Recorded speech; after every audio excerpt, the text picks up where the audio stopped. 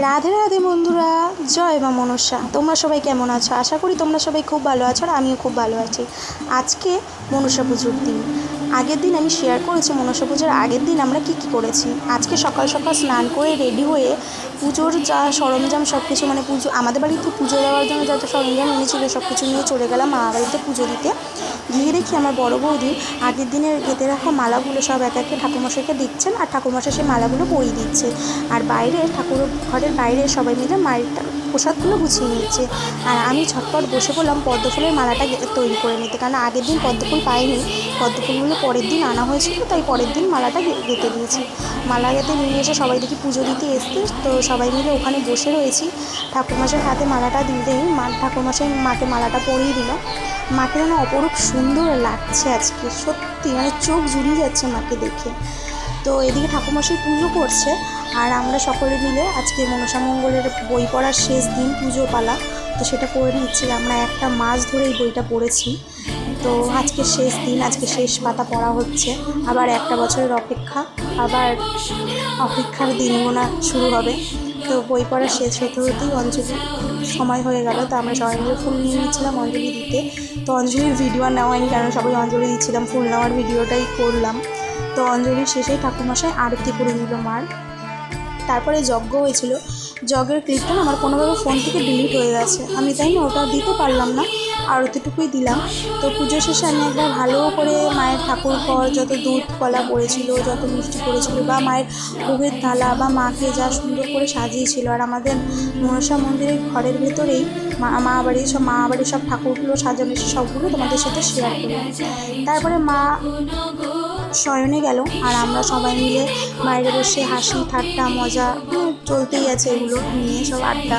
তো উপোস ছিলাম বলে খেতে বসে পড়লাম। সেদিনকে নিরামিষই রান্না হয়েছিল, ভাত, ডাল, আলু পটলের তরকারি, চাটনি, পাঁপড়, মিষ্টি। তো আমরা সব বোনেরা একটা টেবিলে বসেছিলাম, খেয়ে নিলাম। খেয়ে দিয়ে নিয়ে একটু বিশ্রাম করতে গেছিলাম। তো এর মধ্যেই সন্ধ্যা হয়ে যায়, তো সকলে মিলে আবার রেডি হতে শুরু করি, সন্ধ্যার প্রস্তুতি নিতে শুরু করি। তো মা বাড়ি যেতেই দেখলাম যে খুব সুন্দর লাইট জ্বালিয়েছে, খুব সুন্দর সাজিয়েছে। তো ভাবলাম তোমাদের সাথে এইটুকু শেয়ার না করলে হয়, তাই পুজোটুকু পুরো যদি শেয়ার করি, তাহলে এই প্যান্ডেল, লাইটিং এগুলো একটু তোমাদের সাথে শেয়ার করি। তাই আমি পুরো ভিডিও ক্লিপটা নিয়ে নিচ্ছিলাম, যে কী সুন্দর সাজিয়েছে না সাজিয়েছে পুরোটাই তোমরা একটু দেখে নাও।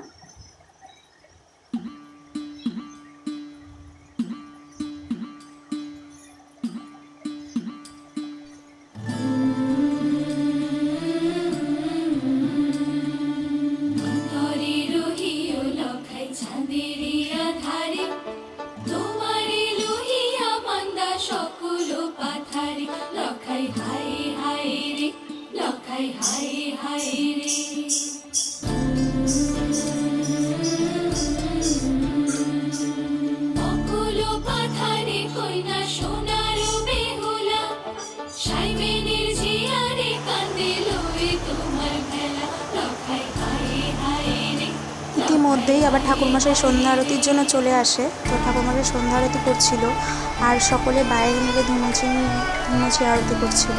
সকলে মিলে আরতি করা হয়েছে, বাট সবারটা তো আর ভিডিও করা সম্ভব না, আর এইটুক ভিডিওর মধ্যে সবারটা দেওয়াও সম্ভব না। তাই বাড়ির সবচেয়ে বয়োজ্যেষ্ঠ আমার বড়ো মামা আর বড়ো মাসি, এই দুজনেরই আরতি নাচটা দিলাম, তোমরা দেখো। তারপরে এরকম করতে সব আত্মীয় স্বজনদের অ্যাটেন্ড করতে করতে অনেক রাত হয়ে যায়, প্রায় তখন 12টা সাড়ে 12টা বাজে। আমরা একদম কাছের কয়েকদিনই বসে রয়েছি, পুরো প্যান্ডেল ফাঁকা, সবাই বাড়ি চলে গেছে প্রায়। তো সেদিন রাতের বেলায় আমার এক দাদা ভাই, তার জন্মদিন ছিল। ভেবেছিলাম খেয়ে দিয়ে এসে তারপরে কেকটা কাটবো, বাট এর মধ্যে 12টা বেজে যায়। তো এই জন্য খাওয়ার যে টেবিল, সেই টেবিলেই মানে সেলিব্রেশন বলতে কেক টেক কিছু পাইনি অত রাতের বেলা। একটা ছোট্ট বাবুজিকে কাটা হয়েছিল, সেটাই কাটা হয়েছিল সবাই আনন্দ করতে করতে। তো দেখে না, মানে বলার বাইরে আমরা এই ছোটো ছোটো জিনিসগুলোতে এত মজা করি বা এত আনন্দ করি। প্লাস কেকটা কাটার পরে আমরা খাওয়া দাওয়া করে নিয়েছিলাম। সেদিনকে মেনু ছিল হচ্ছে গিয়ে পোলাও, আলুর দম, পনিরের তরকারি, চাটনি, পাঁপড়, পায়েস, মিষ্টি। তো আজকের ভিডিওটা এই পর্যন্ত, আবার দেখা হবে নতুন কোনো একটা ভিডিওর সাথে তোমাদের সাথে। আর আজকের ভিডিওটা বা আগামীকালের যে ভিডিওটা ছিল এই মনসা পুজো ব্লগ, সেটা যদি তোমাদের ভালো লাগে অবশ্যই লাইক, কমেন্ট আর একটা সাবস্ক্রাইব করে দিতে ভুলো না। টাটা বন্ধুরা।